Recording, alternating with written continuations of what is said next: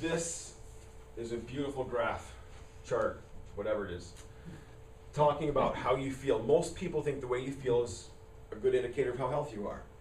We all know someone who woke up in the morning feeling great and was diagnosed with cancer, don't we? We all know someone who woke up maybe that afternoon or they felt great but had a heart attack, or were diagnosed with diabetes or something. Are those people healthy? No. No. You have to look at function to determine health. If you have 100% function, that is what we call health. If you have 0% function, if you're not already dead, you're pretty darn close, aren't you? 50% function, half your normal function. Is that good or bad? Bad. Yeah, in my world, that's really bad. But you don't have symptoms until you dip below 50% function. So here's what happens. We're born up here, and we learn how to walk, and we fall lots of times. We shift bones.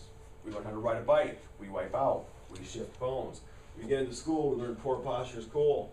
And we love Twinkies and donuts and milk and you name it, right? So eventually, we dip way below that 50% function line. We have our first symptom. Usually it's A cold. ear infection or a cold. Who do we go to for that? Doctor. Right, and what do we get? Medicine. And medicine makes us feel good, but we keep drinking milk and cereal and eating Twinkies and donuts and doing sports and falling and shifting bones. So guess what? Flu. Who do we go to? Doctor. And get what? Medicine. So we feel, Better. but we don't change our lifestyle, do we? So eventually that flu turns into asthma or allergies, or maybe it's migraines, and eventually it's cancer or diabetes and heart attacks. What we do here is we teach people how to get closer towards that. Is it easy? No, it's not. It's a process, but it's better than what most people do, and that is they live right here where they feel good most of the time. Maybe a headache once a month, or maybe they just want to lose some weight, or maybe it's they've got some low back pain. I take the sitter home. Oh, see that. Thanks, Liz. Your body doesn't need any help. It just doesn't need interference.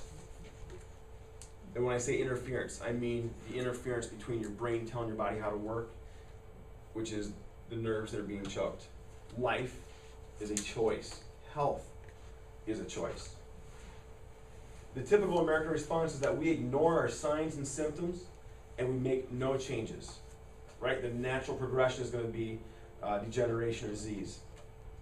Other choices that you have, and this is what we mostly do here in the United States, is we seek a therapy that relieves our signs and symptoms, but doesn't identify the underlying cause. So it fails to address the problem. Cancer is a great example of that. We kill the tumor, but we don't treat the immune system. So the immune system is continuing to be weak, and that's why people develop cancer numerous times before they finally die of pneumonia.